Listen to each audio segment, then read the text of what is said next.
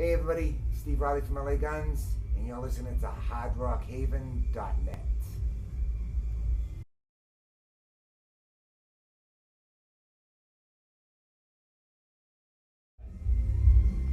We've got Steve Riley of L.A. Guns. I recently read that the next record is going to be a blues album. You know what, we're fishing around for ideas on what we want to do. We usually do L.A. Guns material. We have a regular sound that we have, and we write around that sound. This year, we might want to do something different. Phil came up with an idea. We're big Humble Pie fans. I don't know if the fans around today know about Humble Pie from the 70s. They were great, and they really incorporated blues with rock, and we're thinking about doing something like that, but absolutely not straying too far away from L.A. Gun sound. And it's kind of a tribute to Andy Johns, the late great producer. Yeah, we're gonna miss him. We did the last 4 albums with Andy Johns, and he's a master. He was somebody special to work with, and just working with somebody like that, with that kind of discography that he's worked with, was just amazing, and we're gonna miss him. So we have the same engineer that we were using throughout the 4 albums with Andy, same studios. We kind of soaked up a lot of information from Andy, working with him. So we might go in and we might just produce it and have the same engineer. Very cool. How did you guys first get hooked up with Andy in the first place? That was through, we had always said hi, and we kind of like wished he had produced us for many years. And he was such a busy guy that we never got a hold of him during the 80s and early 90s. And it just so happened we knew the engineer that he worked with all the time. And then we opened up the doorways, and that was it. The first couple calls, he was so into doing it. And then we kind of broke a record with him too. We did 4 albums with them in a row, and I don't think he said he never did that with anybody, not even Zeppelin or Van Halen or anybody. He's never done that, so that was cool. Absolutely. I'm sure he shared some more stories from over the years. I mean, you mentioned some of the bands he's worked with. Anything that sticks out to you, like a crazy story? Yeah, he was involved with so much stuff, but he was, he started off as a second engineer on Hendrix albums. So I mean, you're talking about somebody who went through the Led Zeppelin thing. His brother did the first album, and then he engineered all of the albums after that. And he went into do Sticky Fingers. So you want to talk to him about that. You don't want to be a pest, but you want to say, Andy, tell me more. What happened, and he's very cool. And he worked with Humble Pie too. He worked with Humble Pie too, absolutely, and he just did his discography is all over. It's unbelievable. Well, it's kind of a tragedy that we lost him so early, but another drummer in the drumming world, AJ Pero, recently just passed away. I'm sure you were terrible. friends with him. Right away, I sent my condolences to everybody in the band and their management, and I knew AJ, and we kind of both came up together with him with Twisted and me with Wasp, and we were like, East Coast brothers, and we weren't close friends, but we were friends, and we said hi, and they were so busy, and we were so busy, but it's a terrible loss, man. I hate to see that happen. It's terrible. For those who aren't aware of the current lineup of L.A. Guns, can you talk a little bit about how Michael, I think it's Michael on guitar, right? How did you guys find him, and how did you come to the band? We were auditioning guitar players when Stacey Blades decided to leave, because he left on his own too. Phil and I never fire anybody. we don't fire anybody. People usually leave, and there's no big question mark about why me and Phil are still on our feet, because we're lifers. This is what we do.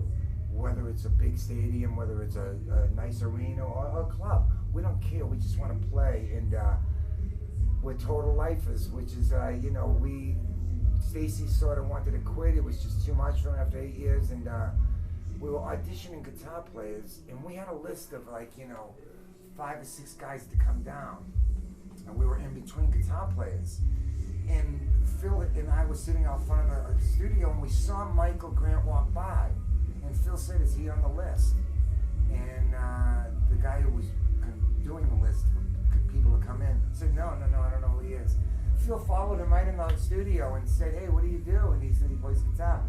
He said, "Well, listen." And one thing led to another, that we went to see him play, and he was fantastic, and he loves being in the band. And Kenny's back into the fold as Kenny well. Queens is back with the band, and we're really happy too. And he's an old friend, and he's been through a lot of wars too with Beautiful Creatures and his own stuff. And it's just great having him back, man. He loves being in the band, and he loves the music, so it's great to on with him. You were part of the L.A. Guns lineup that featured Ralph Saenz, Michael Starr, Yes. of Steel Panther. What do you think of his current gig? Has he always been funny like that? Or? It's so funny because I saw something about them in, either the LA Weekly or something. And I was looking at Ralph and I was going, wow, you know, it's a catch-22. I know he's happy and he's doing stuff and playing live and everything. But I know they're trying to do original material too, but they're very well known for being the parody of everything, you know? And they're very great musicians, great guys. And I don't know if those guys wish it was a total original thing that they were doing because they're so talented. But they're in a groove, they've got an audience, and I say go for it. I say go for it. It kind of makes it funny that you're playing all the time, you're making money as a musician right now, do it. Well, they are so talented. They're great musicians. It kind of makes the joke funny Absolutely, that they can do it so pull well. it off. Yeah. Absolutely. Well, what happened with him? Why did that not work out, that lineup for the Wasted? He again left. He was another person that left and said that he just didn't want to do it, and we respected it. And that was when Phil had left the band, you know, for 3 or 4 years. And we went through a succession of singers, Tracy Guns and myself. And we did the American Hardcore thing with Chris Van Dahl. And we did the LP with Ralph. And then another full LP with Jizzy Pearl singing.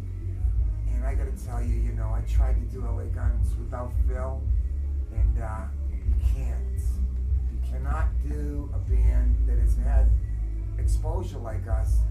It doesn't matter if the singer's great, who's filling in. The people want to hear that same singer singing those songs, and whether the singer's a great singer or not, they want to hear that singer.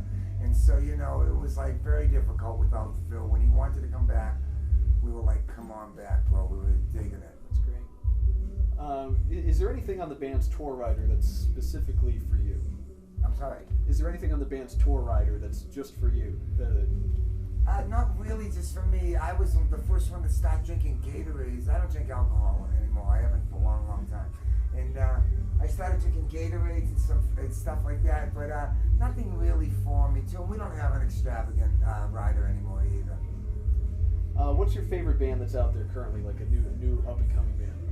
New up-and-coming band. You know, I just like Jack White stuff. I really, really like Jack White stuff, and I think that he takes chances, and I think he's a fan of the same guitar players that I am. I think he's a big Jimmy Page fan, and he's a big Clapton and Hendrix fan, and those are all the people that I love and came up with. And for him to still try to attack that type of guitar is great. I really like his stuff. Well, you mentioned that you and Phil are lifers. Is there anything that you two do to maintain your friendship throughout the years? I mean, yeah, we stay away from each other. No, we get along so well, and we're the same age. We're 10 years older than the other original guys, you know? And the both of us had been through everything before we even got to LA Guns. I had done Wasp, Keel, and Steppenwolf, and a bunch of stuff in the 70s, and Phil had done Girl and Torme, and so he was through, and I was through a couple of record deals, a couple of world tours before we even got to LA Guns. So we bonded, you know, we were like the same age, and of course we had troubles after working for 4 or 5 straight years together, like any family would. It gets a little dysfunctional, but we're brothers, you know, and so when we're off the road, he lives in Vegas, I live in LA, and we stay in touch, you know, but it's pretty much we're on the road working so much now that we see each other so much, so we're not talking a lot off the road, you know, we have our own separate little things we're doing. Well, that probably makes the reunion when you go back out on the road. It sure is, nice. and it keeps it fresh, you know, it's really nice. Well, what is it about the style of music that LA Guns plays that still grabs you 20 some odd years later? It's the same thing, and I don't compare us, I know they're huge, but the Stones, you like the Stones music because it's very readable. It's very easy to read the Stones music and very easy to understand it, and the grooves are always good. It doesn't step out being too heavy or too fluffy. And we hope we fill a little gap like that, and we hope that our music, because we're one of the, we have so many friends in LA, of course, and in other bands, and they got regrets. I wish we didn't do this. I wish we didn't do that video. I wish we didn't do that album. I don't think we feel that way, and it's not because we're so over proud about everything, but we're just proud of everything that we did. And you know, I think that it's a straightforward rock and roll that people will always like. Do you remember the first album that you ever bought? That I ever bought. You know, when I first started playing drums, I'm 59, and I started playing when I was 50, like 6 years old. So I've been playing for like 53, 52 years. And the first album I ever bought was before I even got into rock and roll. It was a Buddy Rich Gene Krupa record. Yeah, and it was called The Burning Heat, and it was just an unbelievable record with big band and everything, because my dad was in the big band.